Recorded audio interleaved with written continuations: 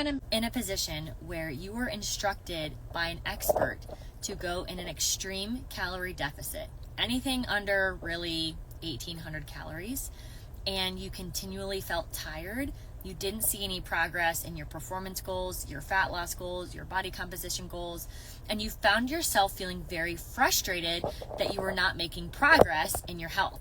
Well, I want to do this running athlete Q&A, and in fact, I'm going to even drop a comment here. If you comment the word fuel, you can actually register to join me, where I go in depth with what does it look like to fuel as an athlete? What should you eat before and after workouts?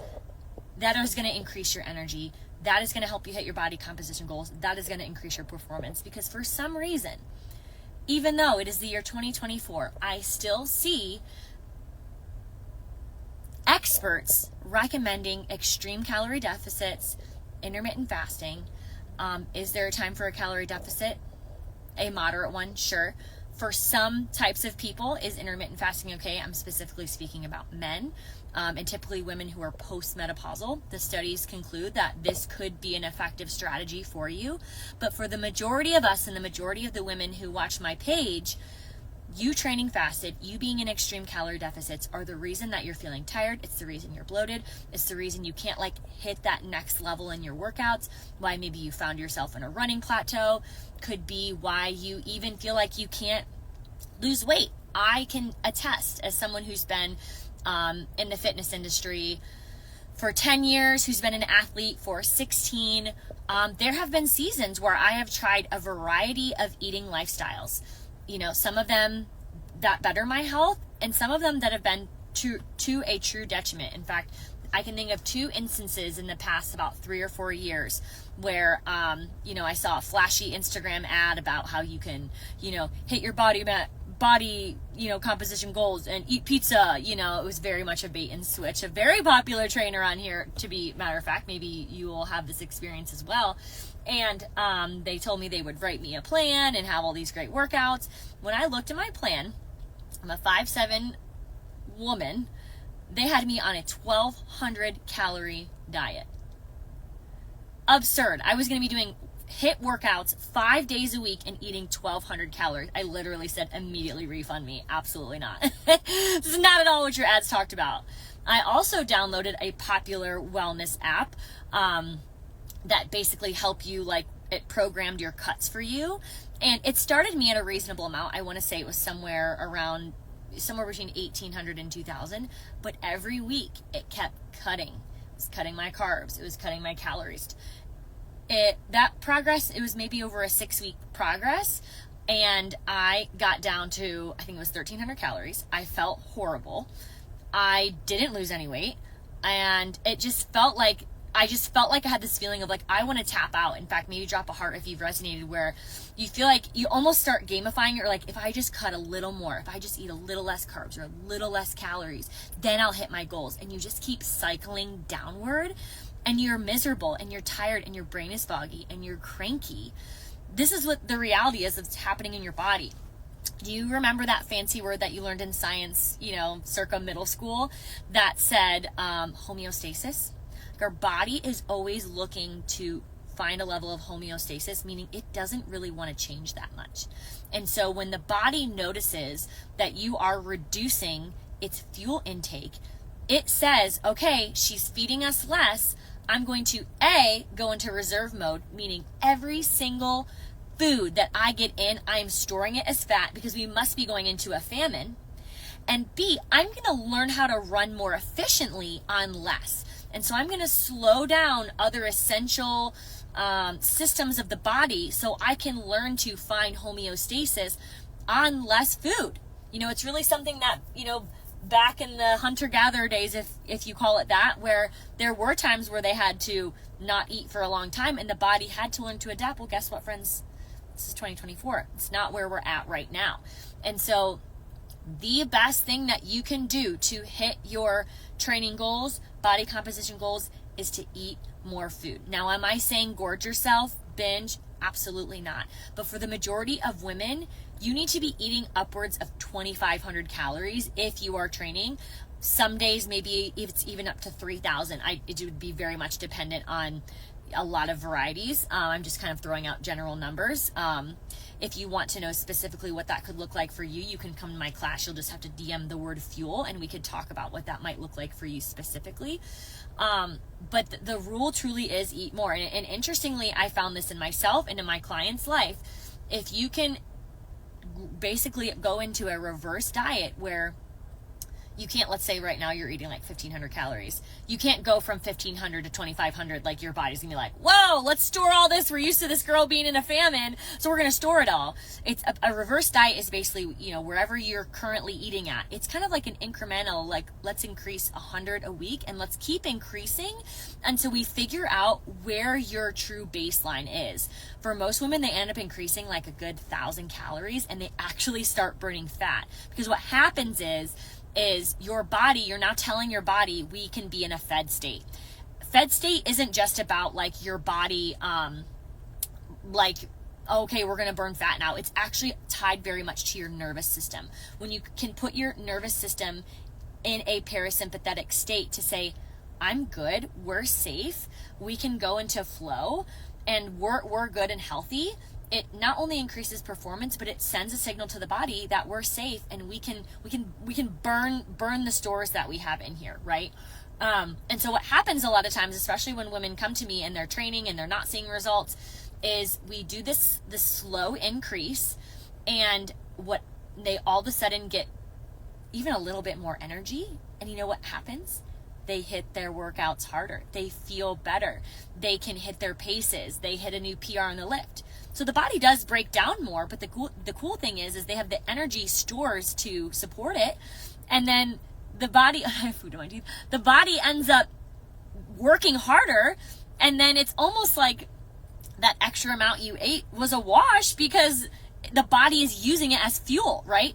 And so when we keep increasing, your body keeps seeing like, oh my gosh, we're getting more energy, we're feeling good. Oh, you're sending me more protein. That means I can more efficiently repair your muscles. So when you come back to your next lift or your next run, your body is ready to go. And so I'm telling you, if you have been taught 1,500 calories, 1,600 calories, 1,200 calories to hit your goals, please listen to me right now. It is wrecking your metabolism. It is setting you up for bone density loss. It is wrecking havoc on the systems of your body. And the best thing you can do for your body is to be nourished. I want you to think of this too from a logic standpoint. Do you really think that we were intended to be on this earth and starve? Do you think that was God's intention for us? Or did he put us here to thrive and to feel good? Like, think of the roles that you have. Maybe you're a mother, you work, you're a business owner, you're a corporate gal, you're a wife, you're a sister, you're a friend. Do you think you are intended to just survive and like be exhausted every single day? No. You're intended to thrive. You're intended to feel good.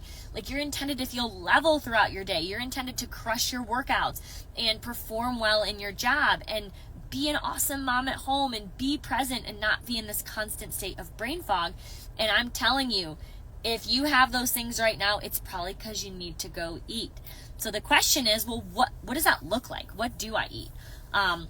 If you want me to go in full depth, if you comment the word fuel, you're going to attend my fueling class on Thursday, and I'm going to go in depth, like pre-workout snack ideas, post-workout snack ideas, the balance of carbs, fats, protein, why it is that way. What are some meal ideas? What would a sample day of eating look like for me training?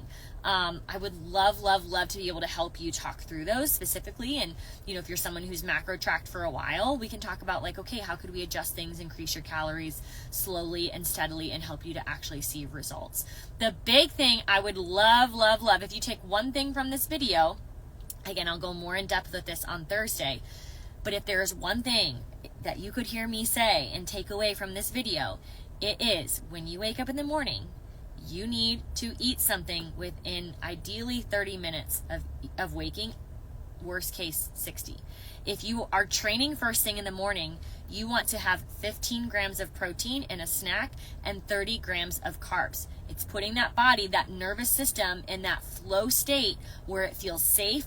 It's leveling your cortisol because women's cortisol spikes within the first 30 minutes of waking. So if you're waking up and getting on your phone and you're fasted and you're sipping coffee, you're literally setting yourself up for the worst day ever.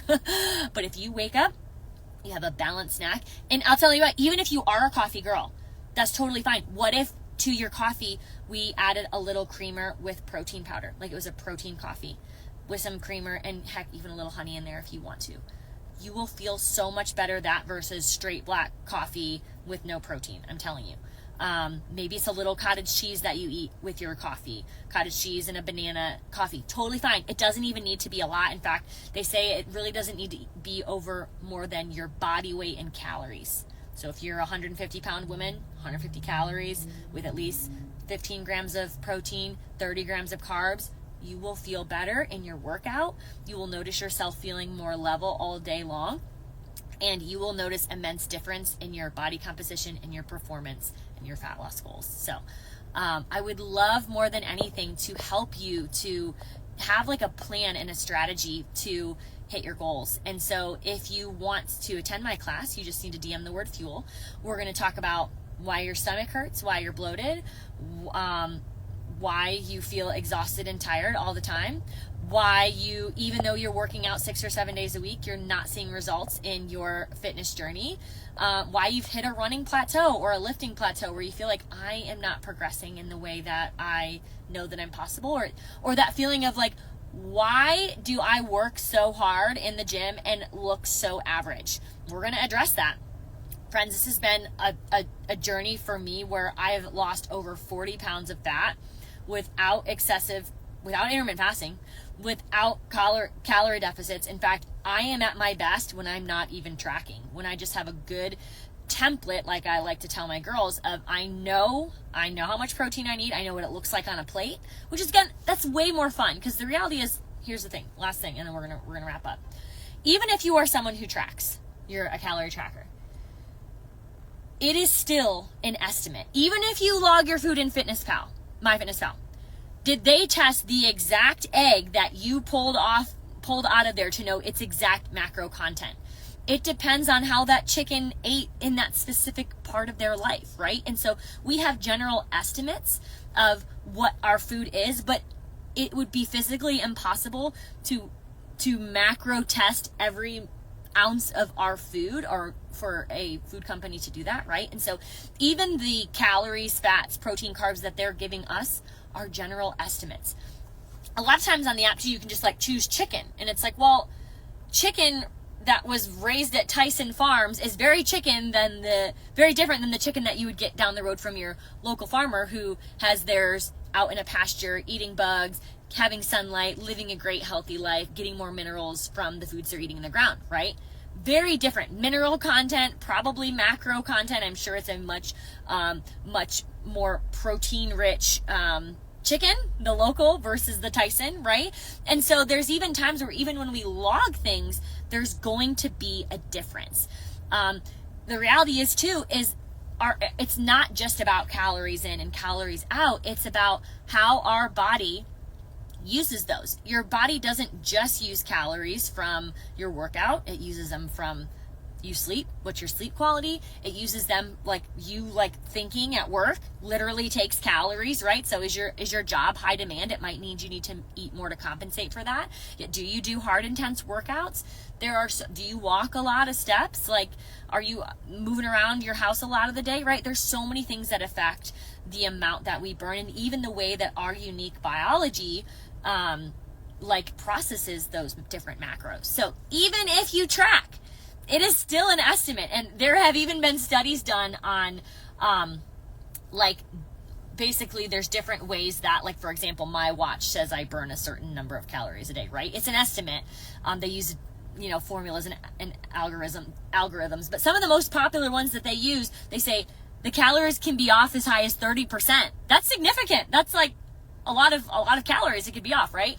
And so just remember, like, even if you're tracking, you could be under by 500 or over, right? And so I find it much more helpful to teach my clients about building a healthy plate. What does it look like to build a plate when you know about how much protein needs to be on there? Usually tell them, like, it's near impossible to overeat vegetables. You want a variety of vegetables for the microbiome.